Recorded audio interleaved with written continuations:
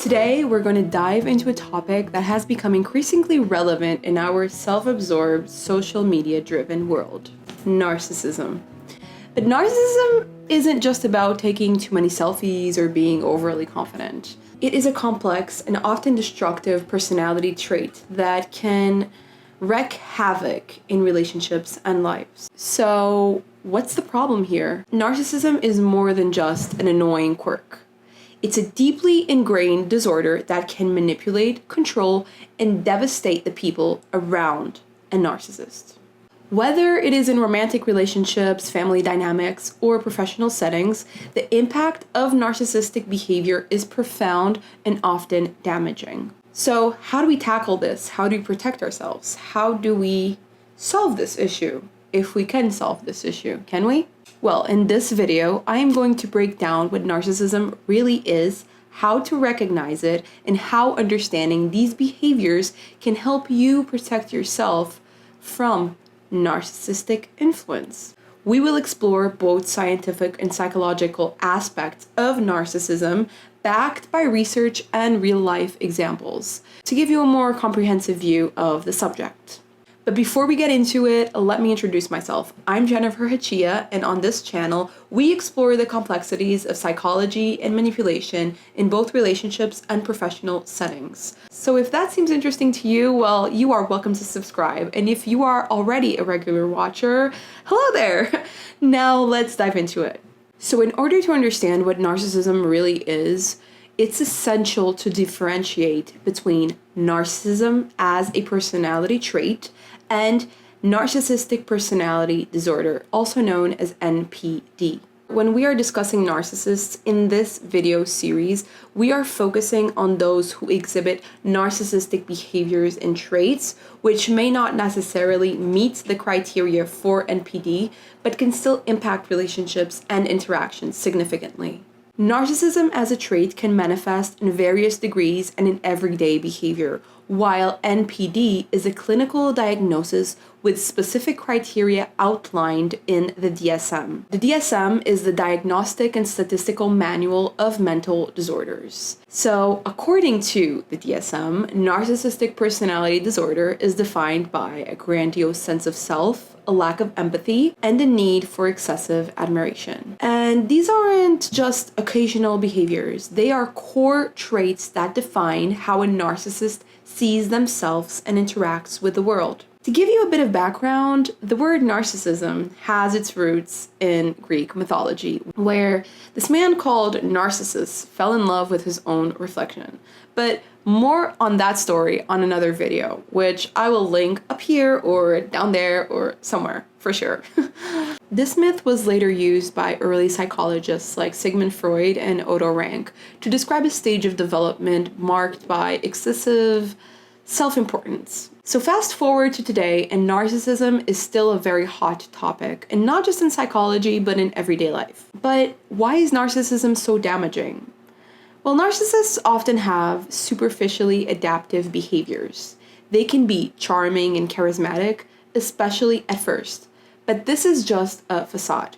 Underneath, they have a pervasive sense of grandiosity and self-importance, as highlighted by researchers like Miller et al. They believe they are superior to others, which often leads to manipulative and controlling behavior. One of the most insidious aspects of narcissism is projection.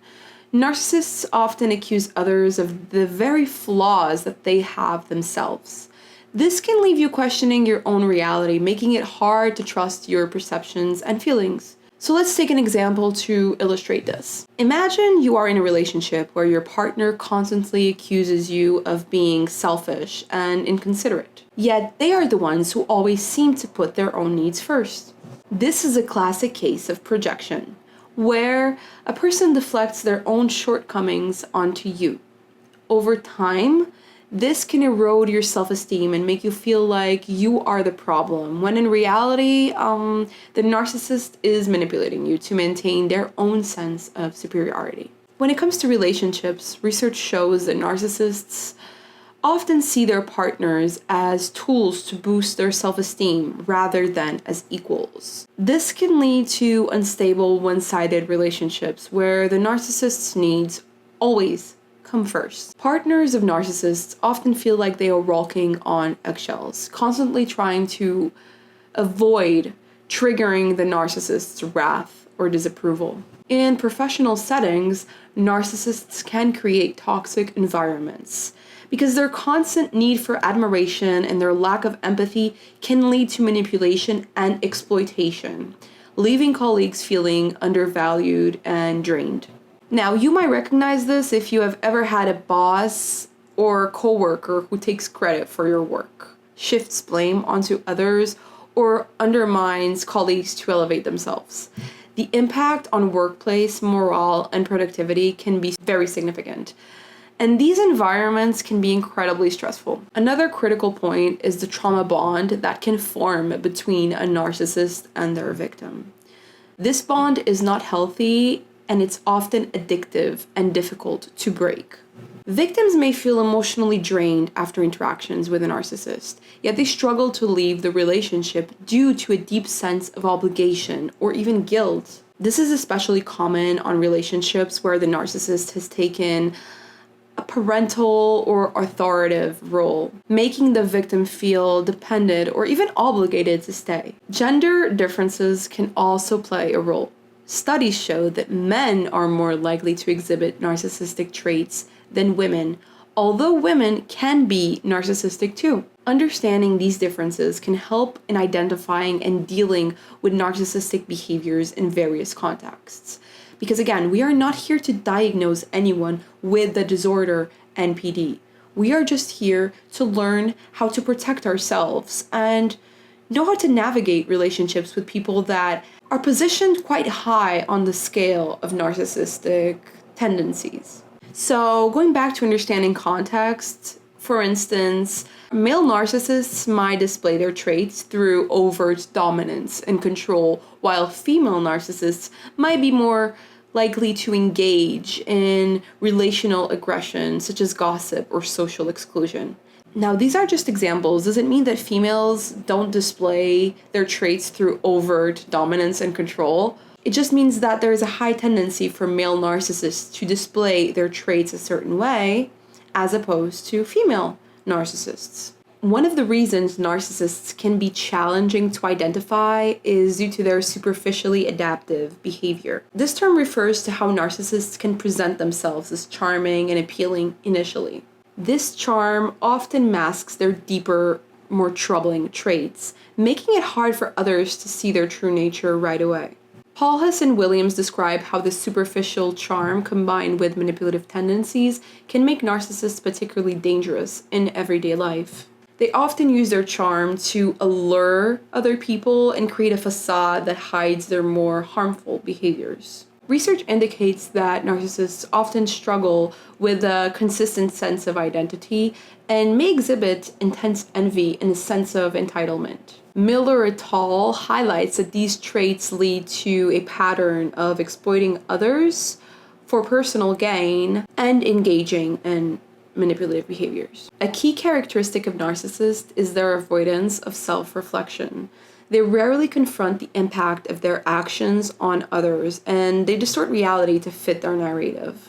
This self-serving distortion allows them to maintain a facade of perfection while avoiding genuine accountability. Narcissists frequently use a victim narrative as a defense mechanism.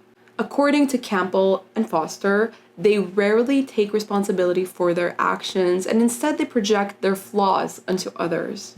This means that even when they are confronted with their behaviors, they usually do not provide a sincere apology or even apologize at all. And this lack of genuine remorse is what makes it really difficult for others to achieve closure and can very often perpetuate the cycle of emotional and psychological harm. Grijalva et al. Emphasizes that individuals exposed to narcissistic behavior, especially from parents, may struggle with self-trust and intuition. And this trauma bond can make it incredibly difficult to break free from narcissists' influence, even when the relationship is harmful.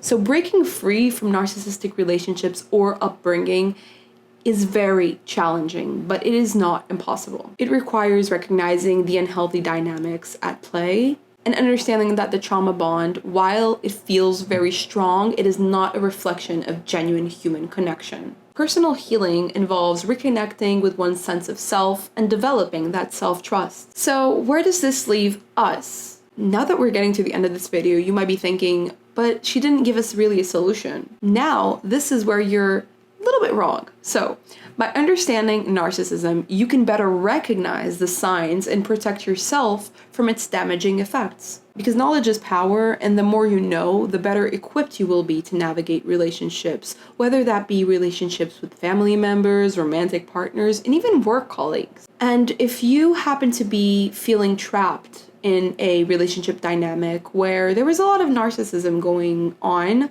it's important for you to remember that you are not alone, truly, and that there are resources and support systems out there to help you break free from these toxic relationship dynamics. In future videos, we will be delving deeper into manipulation tactics used by narcissists and explore personal experiences related to these topics. Meanwhile, you can check out the podcast episodes that go quite deeper and explain everything in a way that is accessible for the general public. I'm the one who writes it, researches, and adapts it in a way that can be accessible regardless of your academic level, your background, or even your personal experiences. So feel free to check it out. And now that we have reached the end of this video, I hand this conversation over to you in the comment section. And also remember that you do not have to agree with me. I'm always open to having a discussion and reading your perspective. So let's get talking. What are your experiences with narcissists? Have you ever met anyone like this in the workplace, in your family? How have you managed to navigate it? And how do you think it has affected you? So I hope you enjoyed this video, and there will be another video here if you want to watch another one of my videos. So I'll see you on the next one. Bye!